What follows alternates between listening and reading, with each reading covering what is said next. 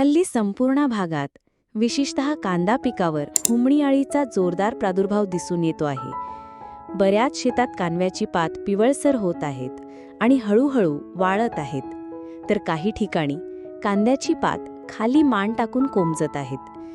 पण शेतकरी बांधवांनो, ही काही मर रोगाची लक्षणे नाहीत, तर ही हुमणी अळीच्या हल्ल्याचे स्पष्ट संकेत आहेत.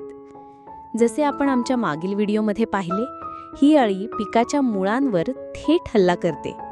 मुळे कुरतडते आणि पीक जिवंत असूनही निर्जीव बनवते.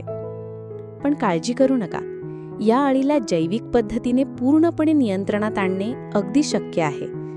त्यासाठी स्टेप ऑर्गॅनिकाचे क्रीपर फक्त 200 ग्रॅम प्रति एकर 200 लिटर पाण्यात मिसळून ड्रिपद्वारे सोडा किंवा आळवणी करा. यामुळे केवळ हुमणी अळीच नियंत्रणात येणार नाही, तर कांद्याला सतत त्रास देणारे थ्रिप्स, तुडतुडे व मावा यांसारखे रसशोषक कीटशत्रू देखील प्रभावीपणे आटोक्यात येतात.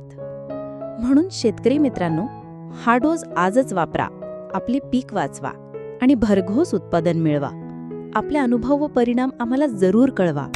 आणि हो, आमच्या स्टेप ग्रो ऑर्गॅनिका चॅनलला सबस्क्राईब करायला विसरू नका आणि हा महत्त्वाचा व्हिडिओ आपल्या शेतकरी बांधवांमध्ये अधिकाधिक शेअर करा.